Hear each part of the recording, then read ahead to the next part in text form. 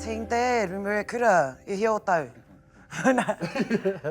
Te kaumātoru. Man, you have such a colourful life, eh? Yeah, so te kaumā whāka whānau mai taku pipi. Ko ia te mātāmua.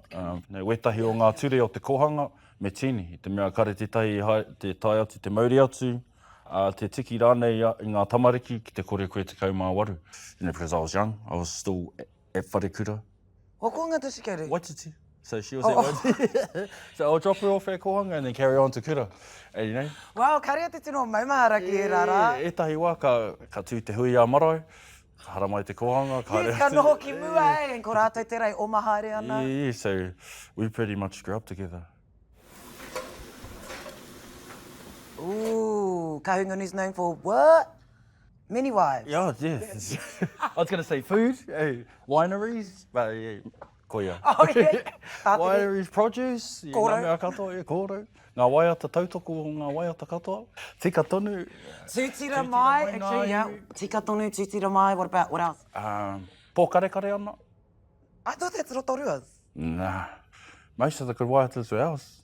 Aren't they talking about that lake? Nā rātou i whakamahi mo te hunga tūruhi. Ka tēnei O I taha e pērā ki te pēnei a waiata Paikea. o Paikea, yeah. Iari pai, pei te pai. Toha toha, ne? Toha. What's the Waipukurau sign? Does it have a sign? That's the only sign. Yeah, it is whānau. Nā, i tipu au ki reira, I whānau mai au ki Waipukurau, ko enei taku kāinga, nai nei. Why would you Rua leave? taumaki. No, you went to Kirikiri Roa for a bit? Yes, i haere au ki te whare wānanga i reira, haere au ki te kura roia. Mo te wā poto, kare au e oti, engari he wā pai i reira. E mai mahara nau, I ahua eke koe I roto I ngā mahi roia, eh? I te mea, I te whare wānanga hoki au. I mutu, eh? Engari I hoha aku rangahau I reira. I had a few people, you know, to make stay in there. Me haere tonu ngā mahi, tonu ki ngā kaupapa o te ture. And you know, etahi o ngā law firms I reira, a hara mai ki a mātou, and then just couldn't, just like, nah, because I had my baby at the time and she was living with me and I oho tētahi ata. Kātahi ka haunuku atu ki toi haukura. Te whai atu I ngā mahi toi, ngā toi Māori. Ko wai tō Mount Rushmore I te ao haka. Wow, ke te mohio koe hea te Mount Rushmore. Yeah, ko koe te tangata tuatahi e mohio ana ki te rā maunga. So ko Tōmika, ko ai atu Jordan Clark.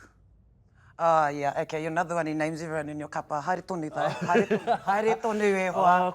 Oh, thank you so much. Me? I would say, amini, eh?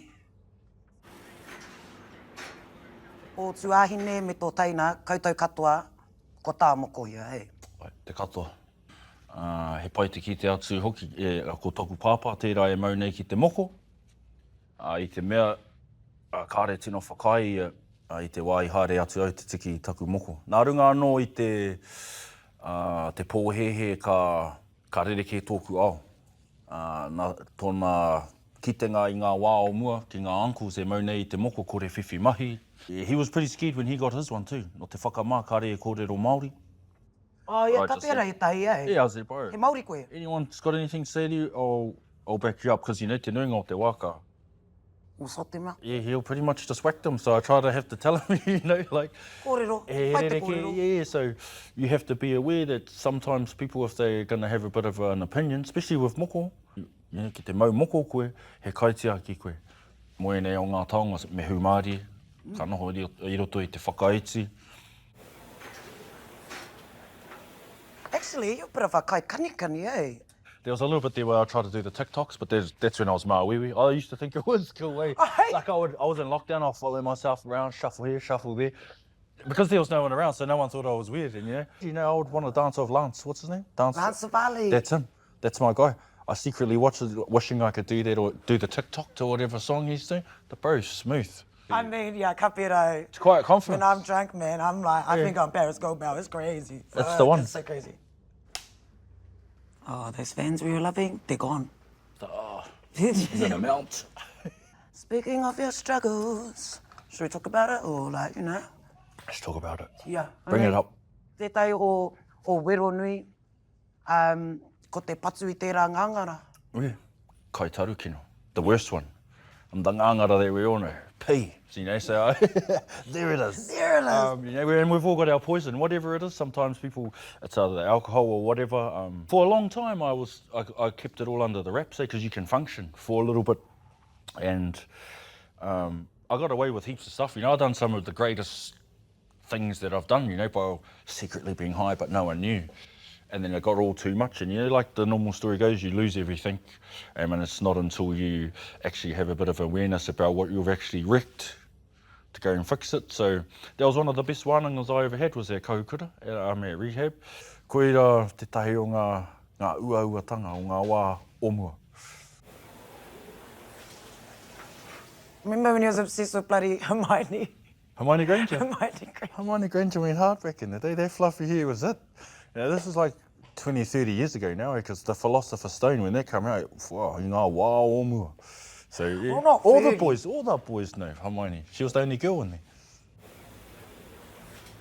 Where I'm at the moment, ka whai take hoku tōku ingoa, moko aio, is I'm just trying to find stillness. I'm just all about that now. Whakatau I ahau anō, ki roto I oku mahi, me te whai atu I ngā kaupapa Māori, me ngā mea o tō tātou ao Māori, hei oranga. Mōku and yeah, for everyone else out there that might be watching. Rawe, nei kōrero e hoa, mauri ora. Mauri ora. Mauri ora. Ekai. I'm actually kind of full, hey?